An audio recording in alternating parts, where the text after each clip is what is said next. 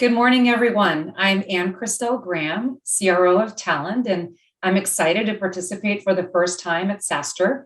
I hope those of you able to join in person are enjoying a great conference, maybe meeting and reconnecting with a few people that you haven't seen in a long time. I wish I could be there in person as well. But I'll be joining you here virtually today and share a few tips based on my experiences as CRO that might help you as you think about going to market. I've been in software sales for more than 20 years and specifically worked at companies and with companies who went through or are going through the transition to become SaaS businesses. And today I'm responsible for the worldwide distribution teams at Talend. You may not be familiar with Talend. Talend's here to help organizations achieve data health. Achieving data health enables companies to collaborate more easily, make smart decisions, and make decisions with confidence instead of, kind of the traditional resorting to guessing or gut feel as you're making decisions about what to do with the organization and big changes that you might need to make in the organization. You might be thinking, data health, what does that really mean? How does this tie back to today's session? Well, data health describes how well a company's data supports business objectives. It's amazing how much data is available in most companies today, but at the same time, shocking how useless that data actually is to most companies due to a variety of different challenges that are they're different in every company. But it was that exact finding of how difficult it is to actually use data that we learned about through some of the research that we conducted over the past 12 to 18 months, which shaped Talend's own path to transformation and how we view our opportunity to help our customers with their effort to make data useful. And today I'm going to share some of the tips and tricks we've leveraged and that I've found useful as a CRO, especially considering some of the things that we learned as a business as well. Number one, having a continuous and maniacal research validation of customer needs ongoing at all times. Number two, a really clear focus on the customer lifecycle in its entirety to help create predictable revenue. And number three, the need to plan for scale. Before I go into the first of my three secrets, you may have heard companies describe themselves as product-driven or as a sales-driven organization. No matter what culture your business has today or what you strive for in the future, one thing is for certain, and that's that customer centricity always wins. According to Gartner, by 2023, organizations that take an outside-in, customer-driven approach to innovation will deliver 50% more business value than those that take a traditional inside-out, IT-centric approach. What does business value equate to? Well, ultimately, it should equate to revenue. So let's talk about secret one, which centers around the need to validate and champion your customers and their needs, that customer centricity that I was talking about. Validating the customer and customer need when entering a market is relevant, whether you're a new startup or also for established companies that are bringing a new product to life, bringing a new product to the market. Possibly even established companies who have kind of reevaluated their market and might be entering it in a different way. Consider for a moment the impacts of the pandemic on businesses around the world over the last 18 or so months, and the numerous companies that really needed to reimagine who they were, or reimagine their relevance or unique value in what quickly became a completely different world. Imagine the companies who, for example, this is a good example, service schools with breakfasts and lunches for kids. With no kids in school, the need changed. But it wasn't that the need itself went away, it just became different. And I spent some time with a couple of companies that were in this position last year. They realized that they needed to rethink their relevance and how they went to market a little differently. Their clients were still in need of their services, but they no longer needed to bring food and staff to the schools. Instead, they needed to change their distribution model to focus on supporting the communities in the various forms that were still needed, because those kids still needed their lunches and their breakfasts. It's just that they needed it at home, or maybe needed it to be delivered through other means in which that would be able to get access, that they'd be able to get access to it. So I bring up this example not just to remind us of all the challenges that we faced over the last couple of years, but to remind us of the opportunities when you place focus on the customer and their needs in the design and the delivery of your product to market. And in early stages of a company, many might say, I've got this great product idea, I'm going to go pitch my product. But ultimately, the success of the go-to-market comes down to a clear identification of the problem being solved with the product, and importantly, the customer's perspective of the value and outcome that your product uniquely creates. So one of the first things a company needs to do is identify their ideal customer. What's the problem they're trying to solve? And is the problem big enough? Or put another way, is the solution valuable enough for the customer to spend time, money, resources on solving with your unique solution? Keep in mind that ideal, that word ideal in describing the ideal customers can mean many different things at different stages of your company's evolution. An ideal customer could be a customer of a specific size, or maybe a quantity of customers that you're trying to get access to in the early stages of your company's evolution, while a customer's growth potential with you, or maybe their profitability factors more or play more heavily into considerations later on. There are many great tools and techniques out there that you should expect product marketing or product management to support you on as a sales leader, such as ideal customer profiling, market insights, customer insights, all those things. But those assessments still need to be validated to see if they pass what you and your leaders know to be true. The sales teams are front and center talking with customers and prospective customers daily. Nobody knows better the nuances of problems that need to be solved than that group. So as a sales leader, you need to not only know the voice of the customer, but you have a unique perspective into the sales performance, how you're able to take these products to market. Are they a good fit, and the reasons behind it? And you need to bring those things back into everything that the organization does, from product planning to go to market to customer journey designing to pricing and packaging. And it's important to make sure your teams are communicating in the spaces they care about. Make sure everyone in your organization is fully engaged and aligned on what matters to the customer. So what does this all boil down to? It boils down to collaborate and validate like mad. Use your network and your team's networks to connect what you know about your customers' needs to potential solutions. Don't just listen, bring that information back to the organization, because it's so much more than that. This is amazing intelligence that can really inform how you go to market. Partner cross-functionally to get the solutions that you know your customers need and that you know you can sell into market, and then expect alignment from everybody involved. That alignment is so critical in order to drive product market fit, which ultimately leads to growth. So I mentioned earlier, as I was introducing myself, that Talend was going through a transformation as well.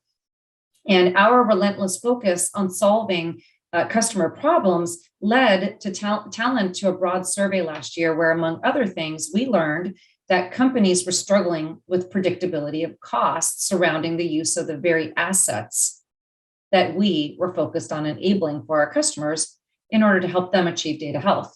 So we took a step back, thought about how we could help solve this problem, especially for our SMB customers who are more cost sensitive, and designed pricing and packaging that allowed for unlimited row usage in the effort to move data to cloud. And without that continuous evaluation of the market and customer needs, and the validation internally around and across departments around whether this could make a difference or not, we wouldn't have been able to go to market recently with this unique offer that creates predictability for our customers.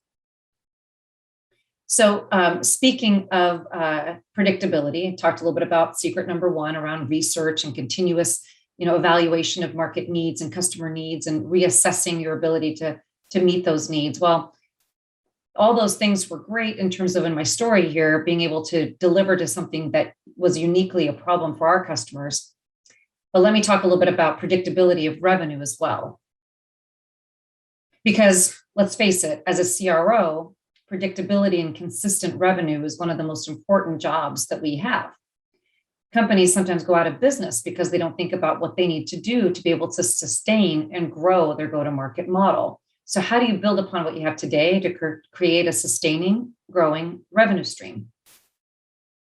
Well, early stage companies will often place a tremendous amount of focus on landing right on the acquisition. And of course, that's extremely important. You got to build your base from which you're going to grow upon. However, it's also important to think about the entire customer lifecycle and how you build to grow and create continuous value. Let me share a couple statistics with you. It costs up to 7 times more to acquire a new customer than to retain an existing one. And 82% of companies agree that customer retention is less expensive than acquiring a new customer. Existing customers are 50% more likely to try new products and spend 31% more than new customers do. Yet 44% of companies have a greater focus on acquisition versus the 16% that focus on retention and have strategies associated with that. For most industries, the average customer retention rate is below 20%. So just think about that in terms of what the impact is on revenue with those types of stats, depending on whether you focus on the acquisition or put in place some plans associated with retention. My advice, after having built sales motions that focus on expanding the customer to exponentially grow revenue, is to build a product and go-to-market strategy that not only thinks about that early stage land, but really holistically thinks about the customer lifecycle, front to end, from the start. Think about the end goal and the evolution potential. What is the customer's potential? How do you want to get them there? How do you lead them to that? Understand why your customers chose you to begin with and what they need and their definition of success. Set concrete expectations at the start of the engagement, deliver on those, satisfy your customers' needs, delight them, and then innovate on how you can provide unexpected extras that go above and beyond. Continue to measure satisfaction, improve the customer experience, make it easy for the customer to continue to do business with you, to see how you can continue to deliver additional value throughout their customer journey. And when you understand the customer's needs and expectations and create delighted customers, it will pay off. You'll reduce churn and inspire loyalty. And all those things then together with the other strategies around acquisition will certainly generate growth. So let's talk about the third secret as well. One of the things that I have learned is that you can plan like the best of them only to be impacted by curveballs that create a complete set of unpredictable chaos around you. And we have many examples that we can look back on in addition to the impacts of the pandemic over the last 12 to 18 months. Take a look at the transportation industry that was completely disrupted by Uber, or the retail industry disrupted by Amazon multiple times in different iterations. We can all remember back in the day when they only sold books. And then there's the economic instability, such as the financial crisis of 2007 and 2008, that create immense disruption of the status quo. So how do you adequately prepare for any of those things that might come your way? It's difficult to plan for the unimaginable. But what I've learned is that you can much better adapt and adjust when you built with an end goal in mind, when you've had a plan. Once you have a vision for the future and plan for, then you can really plan for where things might go wrong. You can plan for maybe that unexpected competitor that comes along from behind and that unexpected downturn. If you don't plan for that to happen, it just kind of hits you in the face. So as you're thinking about your go-to-market, think about where you want to get to, what's your end goal with your customer, and work backwards from there. Trying to measure everything becomes a distraction. Instead, zero down on a set of really clear winning choices. Identify your 5, this needs to be true metrics to measure success, and tie it back to the customer lifecycle.